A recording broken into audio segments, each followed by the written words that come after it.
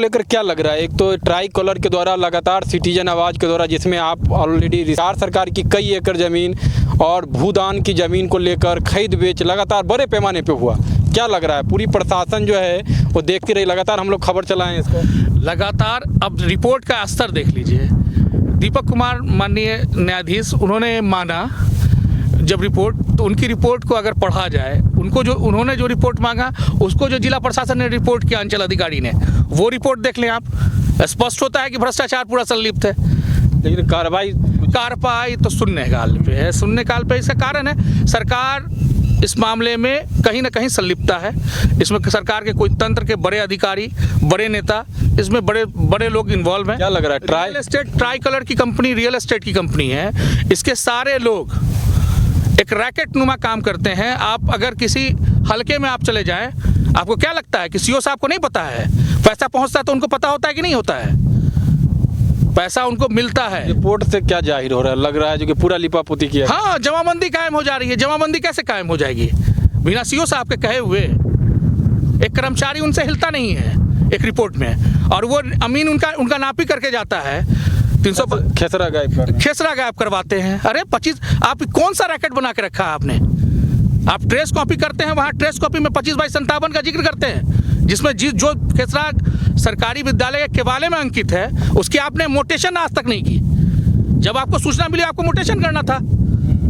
आप मोटेशन इसलिए नहीं करते हैं कि आपको ये रैकेट नहीं चलेगा, ना आपका चलेगा ना शिक्षा विभाग पदाधिकारियों का चलेगा। तो आप टलते हैं इस बात को कह के कि हमारा रेवेन्यू नहीं है, हम नहीं कर सकते। तो फिर आप किस बॉडी के लिए बैठे हुए हैं भाई? लग रहा है जी कि ये जो जांच अगर हाई लेवल से अगर हो, राज्य स्तरीय जांच हो, तो बड़ा खुलासा ट्राई कलर और जो जमीन का ये पूरा खेल है, एक बहुत बड़ा रैकेट है।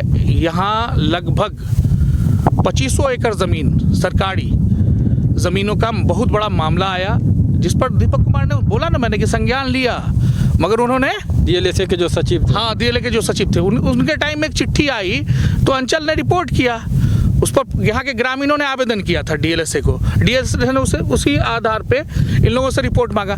रिपोर्ट के आधार पे ये लोग पूरा बंडर बांट बना के रखे हुए हैं। इनको कोई मतलब नहीं है कि शिक्षा विभाग की कोई भी ज़मीन हो, उससे कोई मतलब नहीं है। यहाँ गढ़ा नज़र आ रहा है, 1 एकड़ ज़मीन में 362 में इन्होंने गढ़ा खन दिया है। अब अंचल के अमीन आके कैसा सत्यापन करते हैं? हमने कहा कि 362/2957 का जिक्र परिवाद में था, गुड्डू बाबा ने लिख के दिया है, फिर 25/57 कहाँ से आ गया? ये कैसा अंक का खेल है? चलिए, तो लगातार जो सवाल है, हम लोग चूँकि हमारे ये सहयोगी भी हैं और लगातार ये पूरे मुद्दे को लेकर, ट्राई कलर को लेकर बीते लगभग 2019-20 से ही लगातार हम लोग ये खबर को ब्रेक करते आ रहे हैं, जिसमें बता रहे हैं। और आपको बता दें कि पूर्व में भी कई बार यहाँ के जिलाधिकारी जो भी थे, तत्कालीन जिलाधिकारी, उनको ये सारा मामला अवगत करवाया गया, पूर्व में भी कई बार। लेकिन किस स्तर से ये लिपापोती हुआ, और ये शिक्षा विभाग की ये जो ज़मीन आप देख रहे हैं, जिस पे ये अभी गेहूं की फसल है, ये कह रहे हैं, जो रिपोर्ट है अभी जो गुड्डू बाबा के परिवार में जो रिपोर्ट है, उस रिपोर्ट में ये है जो कि ये ज़मीन अतिक्रमित नहीं है। अब समझ सकते हैं लाखों रुपया का जो क्षति है और राजस्व की क्षति सरकार की हो रही है, किस स्तर पे अंचलाधिकारी और कर्मचारी की जो है साँठ-गाँठ से।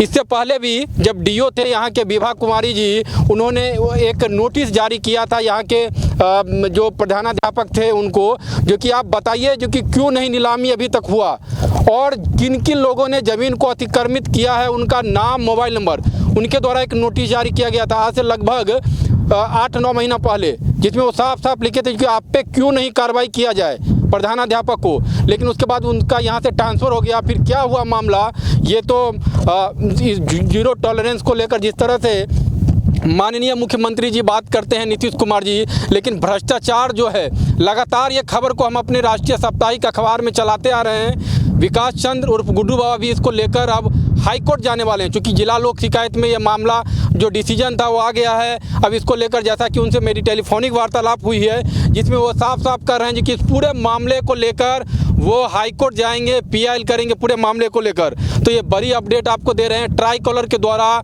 यहाँ पे दर्जनों एकड़ ज़मीन का अतिक्रमण खरीद बेच हुआ, लेकिन उसके इतर जो रिपोर्ट है अंचल का वो पूरी रिपोर्ट बता रही है क्योंकि किस स्तर से ये एक राजस्व, सरकारी राजस्व का ही बहुत बड़ा क्षति, लिपापोती तो है ही लेकिन सरकारी राजस्व का समझ लीजिए क्योंकि 10-11 एकड़ ज़मीन यहाँ पे है और आप उसका आकलन लगा सकते हैं जो कि किस तरह से लाखों रुपया का जो है सरकारी राजस्व का बहुत बड़ा क्षति है। लेकिन पूरी तरीके से जिला प्रशासन जो है वो एकदम जो है साफ जो है लिपापोती करते हुए नज़र आ रही है, अंचल से लेके जिला तक। लगातार ये बड़ा सवाल जिला प्रशासन को लेकर हम कोशिश करेंगे यहाँ के जिला अधिकारी को और ये सारा खबर उनको अवगत कराएंगे और उनसे बात भी करेंगे क्योंकि किस तरह से ये आपके सामने दिख रहा है, ये पूरा अतिक्रमित है।